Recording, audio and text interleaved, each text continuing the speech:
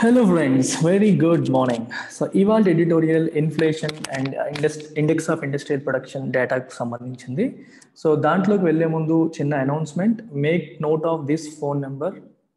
మన ఇన్స్టిట్యూట్లో ఆఫర్ చేసే కోర్సెస్లో మీరు జాయిన్ అవ్వాలి అనుకుంటే ఈ నెంబర్ నోట్ చేసుకోండి. మేడం పేరు ప్రత్యూష, తనకి కాల్ చేసి మీరు జాయిన్ కావచ్చు. మన ఇన్స్టిట్యూట్లో we're offering courses for UPSC, AP మరియు TS, PSC, group 1 and group 2, అలాగే CAT, GRE and GMAT, higher education prepare అయ్యే వాళ్ళు, మరియు bank exams and SSC CGL exams.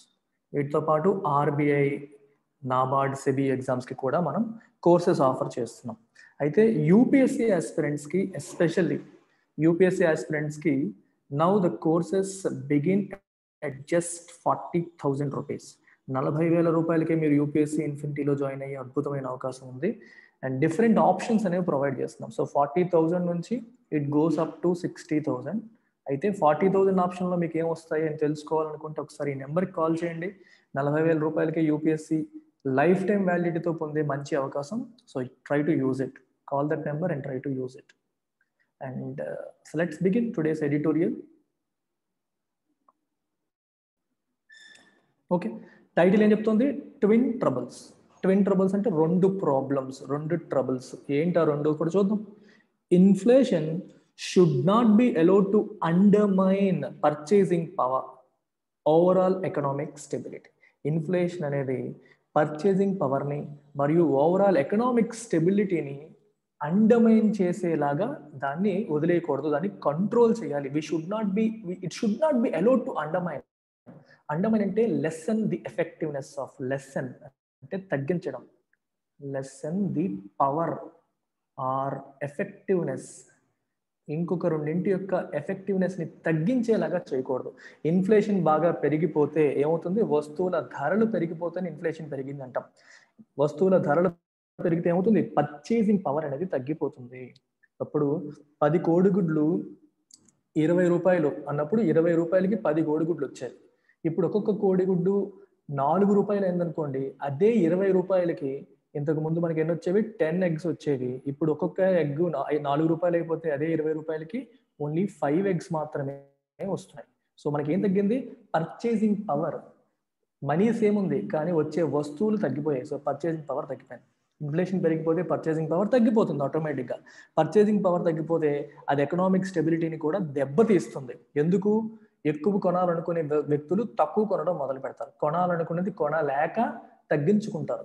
Purchases తగ్గిపోయేసరికి వస్తువులు కొనే డిమాండ్ తగ్గిపోతుంది. వస్తువులు కొనే డిమాండ్ తగ్గిపోయేసరికి ఆటోమేటిక్గా that impacts the GDP. Sales తగ్గిపోతాయి, ప్రొడక్షన్ తగ్గిపోతుంది, జీడిపిని ఇంపాక్ట్ చేసే అవకాశం ఉంటుంది. అందుకే ఇన్ఫ్లేషన్ టు ఎన్ ఎక్స్టెంట్ వరకు మంచిదే, ఇంకా పెరిగిపోతే అది ఎకనామిక్ స్టెబిలిటీని దెబ్బతీస్తుంది అని అర్థం. The latest official data on retail prices and industrial production released on Monday provide cause for disquiet, given that inflation continues to accelerate and output at the country's factories contracted for a second straight month. Okay, latest official data దేనిపైన? Retail prices పైన మరియు industrial production పైన. ఏ రోజు release అయింది? Monday release అయింది. ఇప్పుడు కొంచెం బ్యాక్గ్రౌండ్లోకి వెళ్దాం. అసలు ఎవరు రిలీజ్ చేస్తారు ఈ డేటాని? Who releases this data? Which organisation releases this data? చూడండి, national statistical office. National statistical office.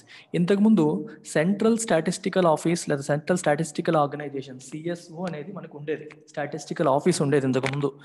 Plus NSSO, national sample survey office. ఈ సిఎస్ఓ అనేది ఆల్ స్టాటిస్టికల్ రిలేటెడ్ డేటా అంతా వీళ్ళు రిలీజ్ చేసేవారు. అంటే డిఫరెంట్ డిపార్ట్మెంట్స్ నుంచి కలెక్ట్ చేసి ఇన్ఫ్లేషన్ డేటాని, ఐఐపి డేటాని, ఇండెక్స్ ఆఫ్ ఇండస్ట్రియల్ ప్రొడక్షన్ అంటాం, ఐఐపి. అలాగే CPI, consumer price index, inflation డేటాని ఇవన్నీ సిఎస్ఓ వాళ్ళు చేసేవాళ్ళు. ఎన్ఎస్ఎస్ఓ వాళ్ళు శాంపుల్ సర్వే, అంటే సెంటిమెంట్ ఎలా ఉంది, ప్రజలు ఏమనుకుంటున్నారు, ఇలాంటి విషయాలు శాంపుల్ సర్వే ఆఫీస్ అది. అలాగే మన పవర్టీ ఎస్టిమేషన్ కోసం ఇట్లాంటి వాటి కోసం ఎన్ఎస్ఎస్ఓ అని మనం వాడతాం. అన్ఎంప్లాయ్మెంట్ ఎస్టిమేషన్ ఇట్లాంటి వాటికి ఎన్ఎస్ఎస్ఓ అని వాడతాం శాంపుల్ సర్వే కోసం. ఇప్పుడు ఈ సిఎస్ఓ మరియు ఎన్ఎస్ఎస్ఓ రెండు కూడా ఎన్ఎస్ఓ కిందకు వచ్చేసాయి, నేషనల్ స్టాటిస్టికల్ ఆఫీస్ కిందకు వచ్చేసాయి. And this NSO is under MOSPI, Ministry of Statistics and Program Implementation. Ministry of statistics కింద ఎన్ఎస్ఓ ఉంటుంది, ఎన్ఎస్ఓ కింద సిఎస్ఓ మరియు ఎన్ఎస్ఎస్ఓ ఉంటాయి. అయితే ఇప్పుడు ఎవరు రిలీజ్ చేస్తున్నారు డేటా అంటే ఏం చెప్తాం మనం? ఎన్ఎస్ఓ రిలీజ్ చేస్తుందని చెప్పేస్తాం. ఇంతకుముందు సిఎస్ఓ అని చెప్పేవాళ్ళం. No CSO is under NSO, కాబట్టి నేషనల్ స్టాటిస్టికల్ ఆఫీస్ రిలీజ్ చేస్తుంది డేటా. ఎప్పుడెప్పుడు రిలీజ్ చేస్తుంది? ఎవ్రీ మంత్లీ రిలీజ్ చేస్తారు. ఇన్ఫ్లేషన్కి ఐఐపికి రెండింటికి కూడా మంత్లీ రిలీజ్ చేస్తారు. ఈ లేటెస్ట్ అఫీషియల్ డేటా అనేది ఎలా ఉంది? మండే రోజు రిలీజ్ అయిన డేటా ఎలా ఉంది? It provide cause for disquiet. Disquiet అంటే వరీ, క్వయట్ అంటే నిశ్శబ్దం, ప్రశాంతత అనే మీనింగ్ వస్తుంది. డిస్క్వైట్ అంటే కాజ్ ఫర్ వరీ, టెన్షన్, కంగారు, టెన్షన్, వరీ క్రియేట్ చేయడానికి అది ఒక కాజ్ కింద మారిపోయింది డేటా అనేది. ఎందువల్ల అంటారు? Given that inflation continues to accelerate. Inflation అనేది ఇంకా యాక్సెలరేట్ అవుతూనే ఉంది, ఆగలేదు. యాక్సెలరేషన్ అంటే పెరిగిపోతుంది, వేగం పుంజుకుంటూ ఉంటుంది, తగ్గట్లేదు. And output at the countries factories contracted for a second straight month. Output అంటే అర్థం ఏంటి? జీడిపి, గ్రాస్ డొమెస్టిక్ ప్రొడక్ట్ లో ఫ్యాక్టరీస్ దగ్గర అవుట్పుట్ అని చెప్పారు. అంటే మ్యానుఫ్యాక్చరింగ్ అవుట్పుట్ అనేది తగ్గిపోయింది. కాంట్రాక్ట్ అంటే అర్థం ఏంటి? Expand opposite contract. తగ్గిపోయింది for a second straight month. జనవరిలో తగ్గింది, మళ్ళీ ఫిబ్రవరిలో కూడా కాంట్రాక్ట్ అయ్యింది. అందువల్లే ఇది పాజిటివ్ న్యూస్ కాదు, negative news. While inflation quicken to a 4-month high of 5.52%. Inflation ఎంతవరకు ఉండొచ్చు? 2 నుంచి 6% లోపు మాత్రమే ఉండాలి. ఇది ఆర్బిఐకి గవర్నమెంట్ ఆఫ్ ఇండియా ఇచ్చిన mandate. Monetary policy committee has to ensure this. ఇంత రేంజ్ లో ఉండాలి. అయితే అది 5.52% వరకు పెరిగిపోయిందంటే ఆల్మోస్ట్ అప్పర్ థ్రెషోల్డ్ దగ్గరకు వచ్చేసింది. ఎప్పుడు? మార్చిలో. As per provisional data from, మీకు చెప్పాను, నేషనల్ స్టాటిస్టికల్ ఆఫీస్, వీళ్ళు రిలీజ్ చేస్తారు. The NSO's quick estimates of the index of industrial production for February show output including at mines, the manufacturing sector and electricity generators shrank 3.6%, following on from January's 0.9% contraction. Okay, index of industrial production ఏం చెప్పాను మీకు already? Mines, manufacturing, electricity, వీటితో పాటు different other manufacturing sectors అన్నిటిని కూడా cover చేస్తుంది. Basic goods, intermediate goods అన్నిటిని cover చేస్తుంది. Especially physical production of goods ని కవర్ చేసేదాన్ని index of industrial production. Services దీంట్లోకి రావు, ఇండస్ట్రియల్ ప్రొడక్షన్ పేరులోనే ఉంది. సో ఇది చాలా దేశంలో ఉన్న మ్యానుఫ్యాక్చరింగ్ అవుట్పుట్ ని ఇండికేట్ చేసే, ప్రధానమైన మ్యానుఫ్యాక్చరింగ్ అవుట్పుట్ ని ఇండికేట్ చేసే, ఫిజికల్ ప్రొడక్షన్ ఇండికేట్ చేసే indicator, index of industrial production. దీన్ని కూడా ఎన్ఎస్ఓ వాళ్ళే రిలీజ్ చేస్తారు. ఇదేం చెప్తుంది? ఫిబ్రవరిలో కాంట్రాక్ట్ అయింది, 3.6% ష్రింక్ అయిపోయింది. 3.6% ష్రింక్ అయింది అర్థం ఏంటి? 2020 ఫిబ్రవరితో పోలిస్తే 2021 ఫిబ్రవరిలో ఉన్న అవుట్పుట్ 3.6% తక్కువ. అలాగే జనవరిలో 0.9% కాంట్రాక్షన్. అంటే 2020 జనవరితో పోలిస్తే 2021 జనవరిలో 0.9% కాంట్రాక్షన్ ఉంటే 20 ఫిబ్రవరితో కంపేర్ చేస్తే 21 ఫిబ్రవరిలో 3.6% కాంట్రాక్షన్ ఉంది. ఎలా తీసుకున్నా సరే కాంట్రాక్షనే ఉంది తప్పితే ఎక్స్పాన్షన్ లేదు. అవుట్పుట్ అనేది తగ్గుతోంది తప్పితే పెరగలేదు అని చెప్తోంది. అలాగే CPI, consumer price index numbers show that stubbornly high food and fuel costs remain the main drivers of price pressures. CPI numbers ఏం చెప్తున్నాయి? స్టర్బర్న్లీ హై. స్టర్బర్న్లీ అంటే బాగా మొండిగా హై అంటే చాలా ఎక్కువ ఉన్నాయి. అంటే స్టబర్న్ అంటే అర్థం ఏంటి? మొండితనం అంటాం. ఎవరి మాట వినకుండా మొండిగా ఉండే వాళ్ళని స్టబర్న్ పీపుల్ అంటాం. స్టబర్న్లీ హై అంటే ఎంత ట్రై చేసినా తగ్గించకుండా అలా ఎక్కువగానే మెయింటైన్ అయిపోతుంది అని చెప్పడానికి ఇక్కడ stubbornly high food and fuel prices అని చెప్తారు. ఇవి they remain the main drivers of price pressures. Inflation ఎక్కువగా ఉండడానికి, వస్తువుల ధరలు బాగా పెరిగిపోవడానికి మెయిన్ కారణాలు ఏంటి? ఫుడ్ అండ్ ఫ్యూయల్ కాస్ట్లు బాగా పెరిగిపోయాయి. ఫ్యూయల్ ఎస్పెషల్లీ మీరు పెట్రోల్, డీజిల్ ధరలు బాగా పెరగడం వల్ల, ట్రాన్స్పోర్టేషన్ కాస్ట్ పెరిగిపోవడం వల్ల, దానివల్ల వెజిటబుల్స్ వీటన్నిటిపైన కూడా ప్రభావం చూపించేస్తుంది. అలాగే సప్లై తగ్గడం వల్ల కూడా ఈ ఫుడ్ కాస్ట్లు అనేవి పెరిగిపోతూ ఉంటాయి. ఇవి మెయిన్ డ్రైవర్స్ అయిపోయాయి ప్రైస్ ప్రెషర్కి. Pulses and edible oils, key kitchen staples and vital nutritional sources for proteins and fats have been climbing almost dizzyingly for the last few months, a fact not lost on the RBI. So ఇది చాలా interesting sentence. ఇది ఒకసారి మీరు చూడండి. Okay, ఈ sentence meaning ఏంటో ఒకసారి చూద్దాం. రైట్. పల్సెస్, ఎడిబుల్ ఆయిల్స్ ఇవేంటివి? కీ అంటే important kitchen staples and vital nutritional sources. కిచెన్లో మనం కామన్గా ఎక్కువగా వాడే వాటిని స్టేపుల్స్ అంటారు. What is India staple food అంటే రైస్, రోటీ అంటాం, చపాతీ, రైట్, అంటే కామన్గా తినేది స్టేపుల్ ఫుడ్. మన కిచెన్లో కామన్గా ఉండేవేంటి? పల్సెస్ ఎక్కువగా ఉంటాయి, ఎడిబుల్ ఆయిల్స్ కామన్గా ఉంచుతాం. ఇవి they are also vital nutritional resources. అవి చాలా వైటల్ అంటే ఇంపార్టెంట్ న్యూట్రిషనల్ రిసోర్స్, న్యూట్రిషన్ కూడా మెయిన్ సోర్సెస్ అవి. వీటికి ప్రోటీన్స్ మరియు ఫ్యాట్స్, ఫ్యాట్స్ మన బాడీలోకి రావాలంటే అవసరమైనవన్నీ ఎక్కువగా దేని నుంచి వస్తాయి? పల్సెస్ మరియు ఎడిబుల్ ఆయిల్స్ నుంచి వస్తాయి. ఇవేమవుతున్నాయి? Have been climbing. వీటి ధరలు కూడా పెరిగిపోతా ఉన్నాయి, అవేమీ తగ్గట్లా. ఆల్మోస్ట్ డిజీయింగ్లీ అంటే అర్థం ఏంటంటే, మనకి డిజీనెస్ అనే పదం ఎప్పుడైనా విన్నారా?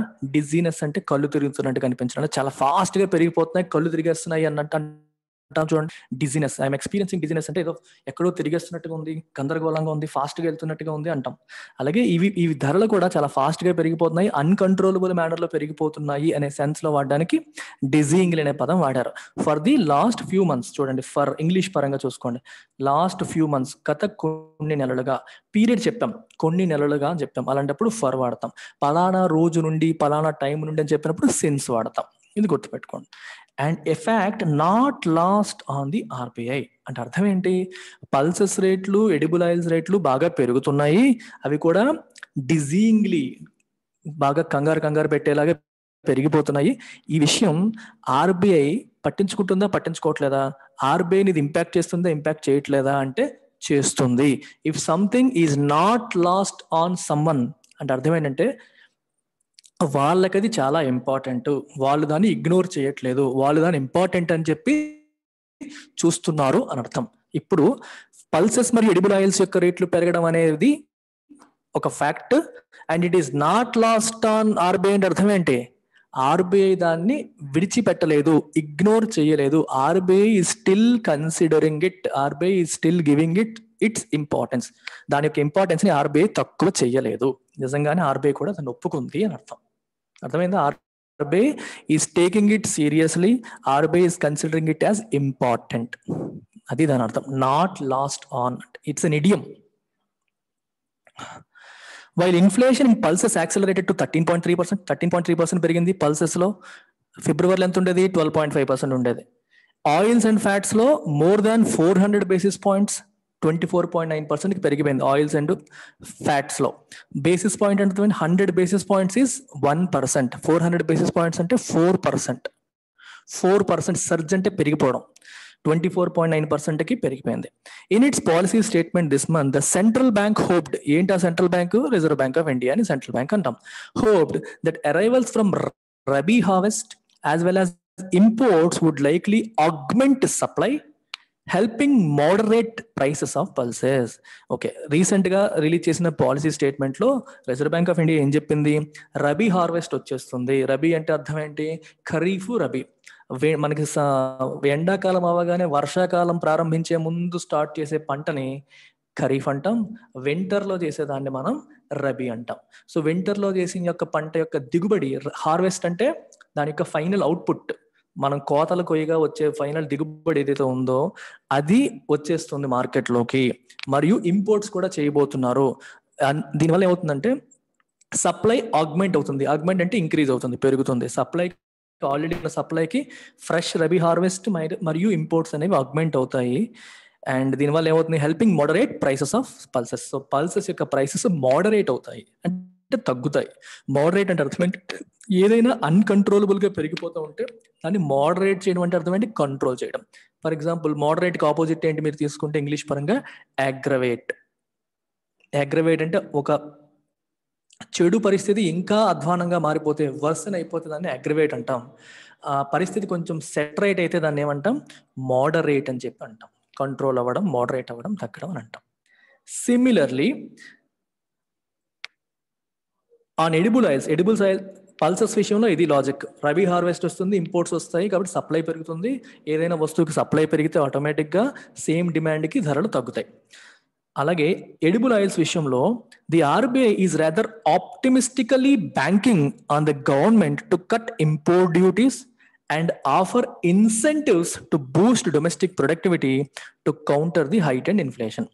Okay, pulses విషయం మాట్లాడేసాం. What about edible oils? Edible oils సంగతి ఏంటి? ఆర్బీఐ ఏమంటుంది? ఈజ్ బ్యాంకింగ్ ఆప్టిమిస్టికలీ అంటే చాలా ఆశావాహ దృక్పథంతో, పాజిటివ్ మైండ్ సెట్తో. బ్యాంకింగ్ అంటే అర్థం ఏంటంటే రిలై అవుతుంది, డిపెండ్ అవుతుంది. It is depending optimistically on what? On the government. ప్రభుత్వం మీదే ఆధారపడుతుంది. దేనికి? To cut import duties. Edible ఆయిల్స్కి సంబంధించి ఇంపోర్ట్ డ్యూటీస్ని కట్ చేస్తుంది అని చెప్పి గవర్నమెంట్ ఎక్స్పెక్ట్ చేస్తుంది, ఆర్బీఐ ఎక్స్పెక్ట్ చేస్తుంది. ఇంపోర్ట్ డ్యూటీస్ అంటే అర్థం ఏంటి? విదేశాల నుంచి మన దిగుమతి చేసుకున్న ఆయిల్స్ ఉంటాయి చూడండి, వాటిపైన మనం ఇంపోర్ట్ డ్యూటీ వేసామనుకోండి, దాని ధరకి ఇంపోర్ట్ డ్యూటీ యాడ్ అయిపోయి మన దేశానికి వచ్చేసరికి రేట్ పెరిగిపోతుంది. మీకు ఫర్ ఎగ్జాంపుల్ చైనా నుంచి మనం ఆయిల్ దిగుమతి చేసుకుంటే 100 రూపీస్ అనుకోండి చైనాది, ప్లస్ ఇంపోర్ట్ డ్యూటీ 30% వేశారు అనుకోండి, మార్కెట్కి వచ్చేసరికి ఎంత అవుతుంది? 130 రూపీస్ అయిపోతుంది. ఇంపోర్ట్ డ్యూటీ తగ్గించారు అనుకోండి, 30 కాస్త 10% చేశారు అనుకోండి, 100 + 10 110 అవుతుంది. ఈ రకంగా ధరలు తగ్గుతాయి. అందుకే ఇంపోర్ట్ డ్యూటీ తగ్గిస్తుంది అని చెప్పి ఒక చిన్న ఎక్స్పెక్టేషన్, అలా చేస్తే ధరలు తగ్గుతాయి అని. రెండవది ఏంటి? ఒకటి ఇంపోర్ట్ డ్యూటీ తగ్గించడం, రెండవది and offer incentives to Boost domestic productivity. Domestic production పెంచడానికి కూడా ఇన్సెంటివ్స్ ఆఫర్ చేస్తుంది గవర్నమెంట్ అని చెప్పి ఆర్బీఐ ఆశావాహంగా ఎక్స్పెక్ట్ చేస్తుంది, ఆధారపడుతుంది. ఇన్సెంటివ్ అంటే అర్థం ఏంటి? Something that encourages you to do something. For example, మన నాన్నగారు చిన్నప్పుడు చూడండి, నువ్వు ఈసారి క్లాస్ ఫస్ట్ వస్తే నీకు సైకిల్ కొంటానంటారు. So that cycle is offered to you as an incentive. నువ్వు అది కష్టపడి నువ్వు ఫస్ట్ ర్యాంక్ తెచ్చుకో, నీకు సైకిల్ కొంటాను. ఇన్సెంటివైజ్ చేయడం, ఒక ఆశ చూపడం అనమాట. అలాగే మీరు ప్రొడక్షన్ పెంచితే మేము ఇన్సెంటివ్స్ ఇస్తాము అని చెప్పి గవర్నమెంట్ అనడాన్ని ఇలా అంటారు అనమాట. సో దీనివల్ల ఏమవుతుంది? ప్రొడక్షన్ పెరిగితే ఆటోమేటిక్గా సప్లై పెరుగుతుంది, సప్లై పెరిగితే ధరలు కంట్రోల్ అవుతాయి. ఈ హైట్ అండ్ ఇన్ఫ్లేషన్, బాగా పెరిగిపోయిన ఇన్ఫ్లేషన్ అది కౌంటర్ చేస్తుంది అని అర్థం. With meet and fish and eggs at again posting double-digit increases, inflation in the food and beverages category quickened almost 100 basis points to 5.24%. Meat, fish, eggs ఇవి కూడా double-digit growth ని increase post చేశాయి, అంటే విపరీతంగా పెరిగిపోతున్నాయి రేట్లు. దీనివల్ల ఫుడ్ అండ్ బెవరేజెస్ కేటగిరీలో కూడా ఆల్మోస్ట్ 100 basis points అంటే 1% పెరిగిపోయింది, ఇన్ఫ్లేషన్ పెరిగిపోయింది. ఇది పరిస్థితి. ఆల్మోస్ట్ అన్ని సెగ్మెంట్స్ లో కూడా పెరిగిపోతుంది. డిస్కన్సర్టింగ్లీ అంటే వరీయింగ్లీ, డిస్టర్బింగ్లీ. మీకు చాలాసార్లు చెప్తూ ఉంటాను, ఒక మంచి పొడుగాటి బౌలర్ మంచి బౌన్సర్ వేసాడు అనుకోండి, మనకి బ్యాట్స్మెన్ చిన్ మీదకి వచ్చింది అనుకోండి, గడ్డం మీదకి బాల్ వచ్చింది అనుకోండి, బ్యాట్స్మెన్ స్టేబుల్ గా నిలబడి ఆడగలడా? ఆడలేడు. తన స్టెబిలిటీ అనేది డిస్టర్బ్ అవుతుంది. తను సరిగ్గా ఆడలేక ఎడ్జ్ చేసేయడమో, కొట్టేయడమో, అయిపోవడమో చేస్తూ ఉంటాడు. డిస్కన్సర్టింగ్ బౌన్స్ అంటారు, అంటే మనల్ని ఇబ్బంది పెట్టేలాగా, మనల్ని డిస్టర్బ్ చేసేలాగా ఉండేది. ఇక డిస్కన్సర్టింగ్ అంటే డిస్టర్బింగ్లీ పెట్టుకోండి. Disturbingly transport and communication also saw a more than 100 basis points acceleration to 12.6%. చూడండి, పల్సెస్, ఎడిబుల్ ఆయిల్స్ పెరిగాయి, ఫుడ్ అండ్ బెవరేజెస్ పెరిగిపోయాయి, అన్ని పెరిగిపోతున్నాయి రేట్లు. ఇప్పుడు ట్రాన్స్పోర్ట్ అండ్ కమ్యూనికేషన్ సెగ్మెంట్ లో కూడా 1% యాక్సెలరేషన్ కనిపించింది. సో 12.6% అయింది. And this despite the pump prices of petro products remaining virtually frozen through the month ahead of the March 27 start of assembly elections. March 27 assembly elections మొదలైతే దానికి 1 month ముందు నుంచి petrol, diesel ప్రైస్లు freeze చేస్తారు, పెంచకుండా. Elections కి impact పడిపోతుంది బీజేపీకి అని చెప్పి, 5 రాష్ట్రాల ఎలక్షన్స్ ఉన్నాయని చెప్పి ధరలు పెంచలేదు. అవి పెంచకపోయినప్పటికీ కూడా ట్రాన్స్పోర్ట్ కాస్ట్లు ఎందుకు పెరిగాయి? మరి ట్రాన్స్పోర్ట్ ఖర్చు పెరిగింది, కమ్యూనికేషన్ ఖర్చు పెరిగింది. ఎందువల్ల అంటారు? The most plausible explanation is that, plausible అంటే ప్రోబబుల్, బహుశా అని అర్థం. Possible, probable, plausible same meaning. Explanation is that the freight and urban transport sector saw a lagged pass through of the preceding month's steep increase in automobile fuel costs. దాని అర్థం ఏంటంటే, అంతకు ముందు పెరిగిన ధరలు వాళ్ళు ఇమ్మీడియట్ గా రిఫ్లెక్ట్ చేయకుండా తరువాతి మంత్లు, ఫర్ ఎగ్జాంపుల్ చూడండి, జనవరిలో బాగా పెట్రోల్ ధరలు పెరిగిపోతే వీళ్ళు ట్రాన్స్పోర్ట్ కాస్ట్ని ఇమీడియట్ గా పెంచకుండా ఫిబ్రవరిలో పెంచుంటారు. అలా పెంచడం వల్ల జనవరి నెల యొక్క ఇంపాక్ట్ ఫిబ్రవరిలో కనిపించింది. సో ఫిబ్రవరిలోను లేదా మార్చిలోను పెద్దగా పెంచకపోయినప్పటికీ అంతకు ముందు నెలలో పెంచిన దానికి ఇంపాక్ట్ ఈ మంత్ లో కనిపించడం వల్ల ట్రాన్స్పోర్ట్ అండ్ కమ్యూనికేషన్ వాటి యొక్క ఇన్ఫ్లేషన్ కూడా పెరిగిపోయింది. లాగ్డ్ అనే పదం వాడారు. లాగ్డ్ అంటే అర్థం ఏంటి? Delayed, pass through. అంటే ధరలు పెరిగినప్పుడు వాటిని యాజ్ టీజ్ గా మనం వాళ్ళ కన్స్యూమర్స్ కి పాస్ చేస్తే పాస్ త్రూ అంటాం. ఇప్పుడు నా కాస్ట్ ఆఫ్ టీచింగ్ పెరిగింది అనుకోండి, నేను వెంటనే మీకు ఫీజు పెంచాను అనుకోండి, I'm passing through my cast అని అంటాం. అలాగా of the preceding months steep increases in automobile fuel cost. Automobile fuel కాస్ట్లో గత నెలలో బాగా పెరిగింది. స్టీప్ అంటే స్టీప్ అని అంటారు చూడండి, స్టీప్గా ఉంది అంటాం. ఇది నార్మల్గా ఉంది అంటే ఒక్కసారికి ఎక్కువ పెరిగిపోతే దాన్ని స్టీప్ అంటాం. మనం కొండలు ఎక్కేటప్పుడు స్టీప్గా ఉంది జాగ్రత్త అంటారు చూసారా, అలాగనమాట. ఎక్కువ ఇంక్లినేషన్ ఉంటే స్టీప్, జారిపోయినప్పుడు వెంటనే జారిపోతాం, పెరిగినా బాగా ఎక్కువ పెరిగిపోయిందని అర్థం. Price pressures are unlikely to ease significantly near term. Near టర్మ్లో ప్రైస్ ప్రెజర్స్ తగ్గేలా కనిపించట్లేదు. They are unlikely to ease unless the center and states bite the bullet by agreeing to forego some near-term revenue from petrol products and reduce fuel taxes. Price pressures ఇప్పుడప్పుడే తగ్గించేగలగా లేవు. ఎప్పుడు తగ్గుతాయి? unless the center and states bite the bullet. bite the bullet అనేది idiom. దీని అర్థం ఏంటో చూడండి. ఇవాళ వచ్చిన సెకండ్ ఇడియం ఇది. not lost on someone అన్నాం. if something is lost on someone or something అంటే అర్థం ఏంటి? it is important for them. It is the other person is not ignoring it అని అర్థం. Okay, the significance of current affairs should not be lost on UPSC aspirants అన్నారు అనుకోండి. Current affairs should not be lost on UPSC అంటే UPSC aspirants current affairs neglect చేయకూడదు, దాన్ని ఇంపార్టెంట్గా భావించాలి అని అర్థం. అలాగే ఇక్కడ వచ్చేసరికి బైట్ ద బుల్లెట్, దీనికి ఒక హిస్టరీ ఉంది. మన పూర్వకాలంలో సర్జరీ చేసినప్పుడు, ఇప్పుడు ఏం చేస్తున్నారు సర్జరీ అంటే ఎనస్థీషియా ఇస్తారు, ఎందుకంటే మనకి నొప్పి తెలియకుండా ఉండడానికి. ఎనస్థీషియాకి సంబంధించిన మత్తు మందులు పూర్తిగా డెవలప్ కాక ముందు మనిషి కాన్షియస్గా ఉన్నప్పుడే సర్జరీలు చేయాల్సి వచ్చేది. అలాంటప్పుడు వాళ్ళ నొప్పిని భరించడం కష్టం కదా, అందుకని ఏం చేసేవారంటే ఒక బుల్లెట్ లాంటిది వాళ్ళకి ఇచ్చి బైట్ చేయమని చెప్పేవాళ్ళు. మనకి గిచ్చుతున్నప్పుడు నొప్పి వస్తుంది, అప్పుడు మనం గట్టిగా రెండు పళ్ళ మధ్యలో అది పెట్టి నొక్కితే కొంతవరకు భరించగలిగేవారు. అంటే బైట్ ద బుల్లెట్ అంటే అర్థం ఏంటంటే ఎండ్యూర్ ఎ డిఫికల్ట్ సిచ్యువేషన్. నాకు ఎవరైనా సర్జరీ చేస్తే అది డిఫికల్ట్ సిచ్యువేషనే కదా, పెయిన్ఫుల్ సిచ్యువేషనే కదా. If someone has to byte the bullet, that means he has to be ready to face the situation. Government of India మరియు స్టేట్స్ అనేవి they must byte the bullet. అంటే revenue loss వస్తుంది. ఎప్పుడు petrol రేట్లు diesel రేట్లు తగ్గించారనుకోండి, revenue loss వస్తుంది. Revenue loss రావడం అనేది గవర్నమెంట్కి నెగిటివ్. అయినా సరే they must byte the bullet, ఆ పెయిన్ తీసుకోవాలి. ఓకే, ఎలాగా? బై అగ్రీయింగ్ టు ఫోర్గో అంటే విడిచిపెట్టేయడం, వదిలేయడం. దేన్ని? Some near term revenue. ధరలు తగ్గిస్తే ఏమవుతుంది? ట్యాక్స్లు తగ్గించారనుకోండి, గవర్నమెంట్కి వచ్చే ఆదాయం తగ్గిపోతుంది. They must be ready to forgo అంటే విడిచిపెట్టేయాలి. దేని నుంచి? From petrol products and reduce fuel taxes. వీటిని విడిచిపెట్టడానికి సిద్ధపడి ఫ్యూయల్ ట్యాక్సెస్ తగ్గించాలి. సో బైట్ ద బుల్లెట్ అర్థం ఏంటి? Be ready to face a difficult situation. The RBI, which has been stridently seeking a reduction in these levies, foresees inflation averaging 5.2% April to June quarter. RBI ఎప్పటి నుంచో stridently in a forceful way. Okay, if you're doing something stridently, that means in a loud and forceful way, అడుగుతుంది. Seeking అంటే asking for a reduction in these levies. Petrol diesel రేట్ల పైన ధరలు తగ్గించండి, ట్యాక్సులు తగ్గించని చెప్పి ఆర్బీఐ ఎప్పటి నుంచో ఫోర్స్ఫుల్ గా గవర్నమెంట్ అడగడం జరుగుతుంది. ఈ ఆర్బీఐ ఇట్ ఫోర్సీస్ అంటే ప్రెడిక్ట్స్ ఇన్ఫ్లేషన్ యావరేజింగ్ 5.2%. ఏప్రిల్ జూన్ క్వార్టర్లో 5.2% ఇన్ఫ్లేషన్ ఉండబోతుంది అని చెప్పి ఆర్బీఐ ప్రెడిక్ట్ చేసింది. సెపరేట్లీ ద ఐఐపి డేటా, ఇప్పటి వరకు ఇన్ఫ్లేషన్ గురించి మాట్లాడాం, ఇప్పుడు ఐఐపిలోకి వద్దాం. The IIP data shows mining continuing to back slide. Mining ఏమో ఇంకా కాంట్రాక్షనే కనిపిస్తుంది. మైనింగ్ అంటే మనకు తెలిసిన iron ore mining, bauxite mining, aluminium mining అంటాం. వీటి యొక్క ధాతువులు తీయడం, ఇది ప్రైమరీ సెక్టర్. మైనింగ్ అనేది బ్యాక్ స్లైడ్ అవుతుంది, తగ్గిపోతుంది. Manufacturing which is secondary sector struggling for traction with output of capital goods. Construction, gear and consumer non durables all contracting in February. Manufacturing sector ఏమో secondary sector కూడా struggle అవుతుంది, struggling for traction. What is the meaning of traction? Traction అంటే something that gives you support to make a progress.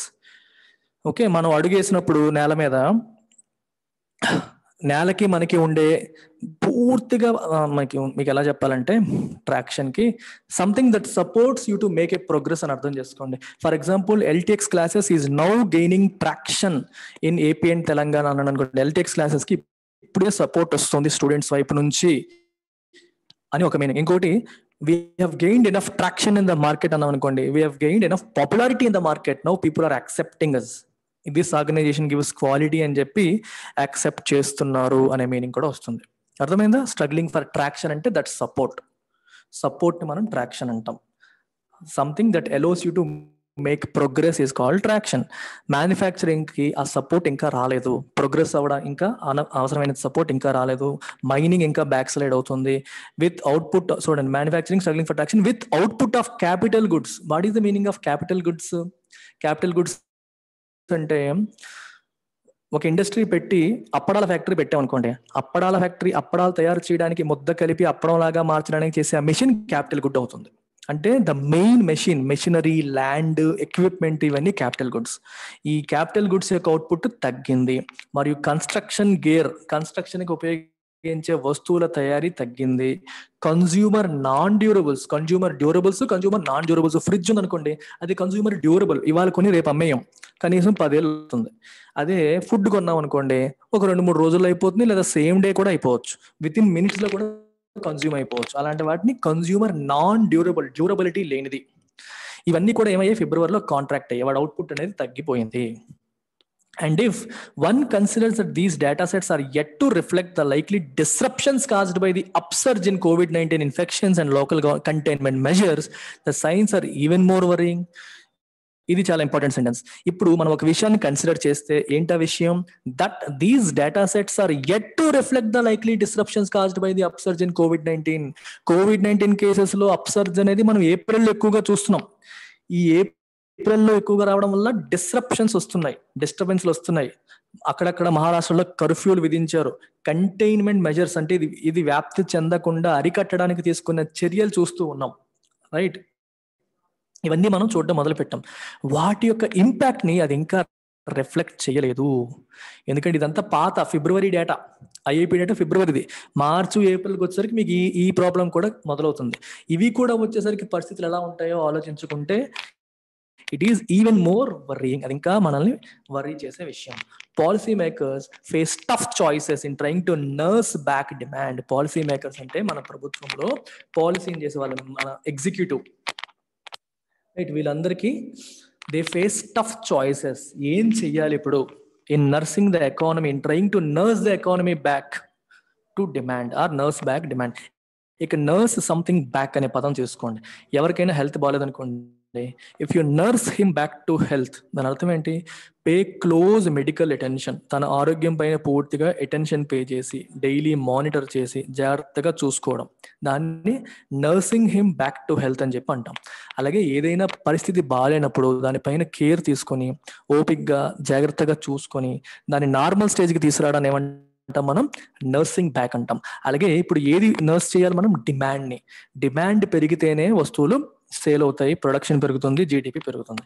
Demand పెరగాలి అంటే ఇప్పుడు మీరు sudden గా మళ్ళీ లాక్డౌన్లు విధించారు అనుకోండి, ఉద్యోగాలు పోతాయి, చాలా మందికి అమ్మకాలు తగ్గిపోతాయి, అందరూ సఫర్ అవుతారు. మరి అలాగని చెప్పి లాక్డౌన్ విధించలేదు అనుకోండి, కోవిడ్ కేసులు పెరిగిపోతాయి, హెల్త్ కాస్ట్ పెరిగిపోతుంది, హాస్పిటల్స్ ఓవర్వెల్మ్ అయిపోతాయి. సో అందుకే policy makers take tough choices, face tough choice. ఇటు వెళ్ళాలా అటు వెళ్ళాలా, ముందు నుయ్యి వెనక గొయ్యి అన్న చిత్రంగా తయారైంది పరిస్థితి.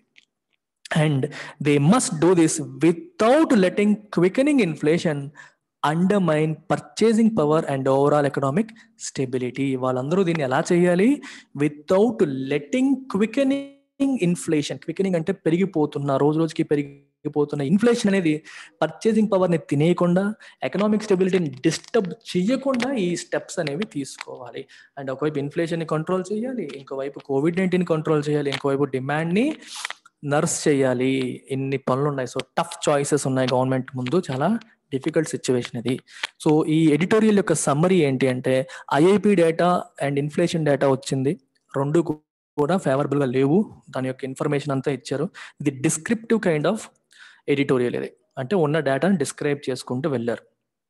అయితే దీని నుంచి బయటపడడం ఎలా అని చెప్పి లాస్ట్ లో సొల్యూషన్ కూడా ఇచ్చారు. అంటే డిఫికల్ట్ చాయిసెస్ గవర్నమెంట్ ఇప్పుడు ఫేస్ చేస్తున్న, సొల్యూషన్ ఇవ్వలేదు, బట్ గవర్నమెంట్ ముందున్న పరిస్థితి యొక్క డిఫికల్టీ లెవెల్ని ఎక్స్ప్లెయిన్ చేయడం అనేది జరిగింది. That's it. Take care. By.